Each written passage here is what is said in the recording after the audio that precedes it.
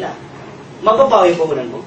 Yes. Kasi yung cellphone nila, pag binili nila sa yung card na yan, yung retailer kung tawagin natin, yung kaibigan mo, pag binenta mo sa kanila yung card, yung cellphone nila, pwede na magbenta ng Globe, Smart, and Sun, and etc. Lahat ng loan. Sa halagang 200, ang tawag sa kanila ay retailer. Ang tawag sa iyo ay dealer. Pag nag-dealer ka, magkano puhunan? Pag nag-retailer ka, magkano puhunan? 250. Paano yung mga kaibigan mo, hindi naman pwede maging dealer? Ang kaya lang ay 250. Ngayon, pag nabenta mo lahat ng retailer card mo sa kanila, nabawi mo puhunan? Yes, bawi na. Sa 3988 mo, automatic natanggap mo yung 5,000 pesos. Ngayon, pag nabigitan sila sa 250 pesos, pwede kang tumulong sa kanila. Pwede mo gawin 5 years to pay, 0 interest. Nabawi puhunan? In 5 years. Tama? Okay, malupit dyan. Ito guys, pag nabenta mo pala lahat ng retailer cards mo, lahat ng benta ng retailer mo, meron kang income. Kasi may tinatawag kami franchise retail override. Gusto mo bang kumita ng 24,000 a month na walang ginagawa? Ulitin ko gusto mo bang kumita ng 24,000 a month na walang ginagawa? Yep. Ma'am, gusto mo bang kumita ng 24,000 a month na walang ginagawa? Yes. Kasi dito ang dealer, ang dealer kumikita ng 2%. Ilang percent? 2. Sa lahat ng load na binibenta ng kanyang retailer. O sample na lang si ma'am, naging dealer. Ano po pangalan ni ma'am? Jo. Ma'am Jo, naging dealer ka. Magkano investment? 398. 398. Yun lang, ma'am?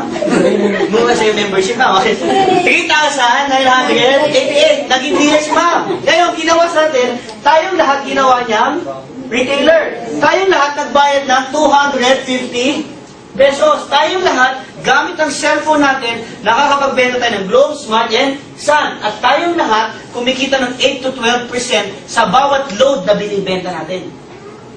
Question, tuwing nagbebenta ba tayo ng load dahil tayong retailer ni Ma'am Jo, kumikita kaya siya? Yes.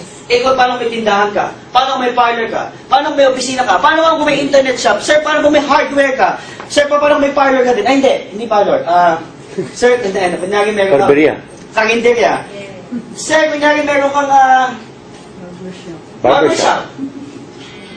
Yun lang. Tuwing nagbibenta tayo, meron siyang 2%. Ma'am, para mas makita mo ito yan. 20 retailers. Kami lahat. Ay lahat. Nagbayad tayo magkano kay ma'am? 250. Tuwing nagbebenta tayo, meron siyang 2%. Okay. Kung 20 retailers ang meron si Ma'am Jo, at 2,000 ang nabibenta per day ng bawat retailer niya, 20 times 2,000, that makes her 40,000 in one day. Question, si Ma'am Jo ba nagbebenta?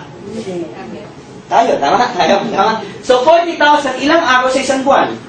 30 days. Iba nag-iisip. 30 days. 40,000 times 30 days, that makes you 1.2 million. Nagbebenta pa si Ma'am Jo? Sino nagbebenta? Tayo. Pwede pa sabihin sa atin ni Ma'am Jo, ate, huwag ka na magbenta ng load, I don't wanna earn. Pwede ba sabihin sa'yo ni Ma'am Jo na ate, tigil mo ng loading business mo? Ayaw ka na kumita. Hindi, tama. Mapipigilan ka ba ni Ma'am Jo magbenta ng load? Ma'am, ikaw ba mapipigilan ni Ma'am Jo magbenta ng load? Hindi. So si Ma'am Jo, dahil dealer siya, she gets a 2% of 1.2 million. Ma'am Jo, ito ma'am, kukura. In 1 month, you get 24,000 in 1 month. Nabawi mo naman puhunan mo, ma'am? Yes. Doon pa lang sa retailer cards, nabawi niya na ang puhunan. E tuwing nagbebenta tayo, meron siya 2%. Maganda po, maganda.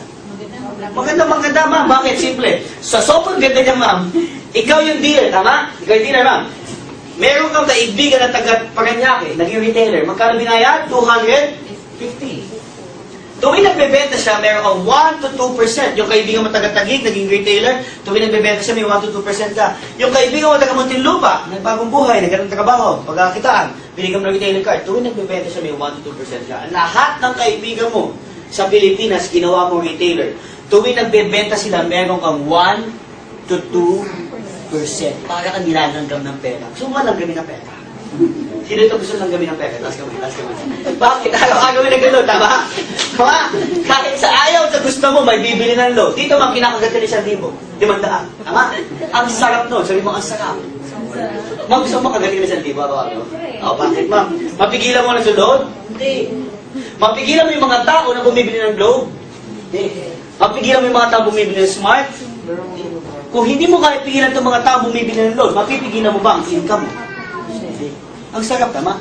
Maganda ma'am o maganda? Maganda. Pero may mas maganda akong papakita sa inyo. Meron po ba kayong TV sa bahay? Meron po ba kayong TV sa bahay? TV. Sino mo may TV? TV. Okay lang. Anim lang. O, sumama yung TV, no? Okay. Sa TV po sa bahay, di ba may TV? Ito po yung tsura ng mga TV. Sumama ko ng TV. No? May antenna po siya, no? Okay. Sa television, ang kadalas nakikita mo dyan, mayroong mga TV commercial, tama? Kadalas sa mga endorser. Diyan, sino ba endorser ng Jollibee? Jollibee. Agamulak. Million ba binabayaran kay Agamulak? Pag kumaganda Chicken Joy?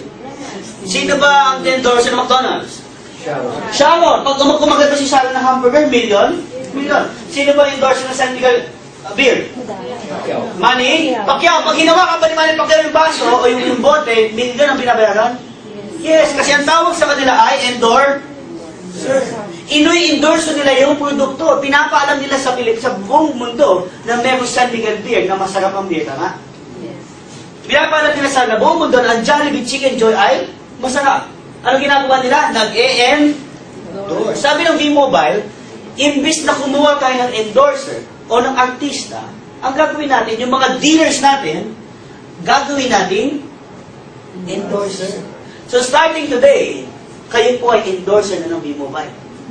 So starting today, kayo po ang magiging artista ng V-Mobile. So ma'am, starting today, ikaw na si Chris Aquino. Ma'am, starting today, ikaw na si Angel.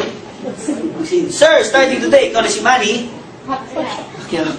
Ma'am, starting today, ikaw na si Kim. Sir, starting today, ikaw na si Boy. Ma'am, starting today, ikaw na si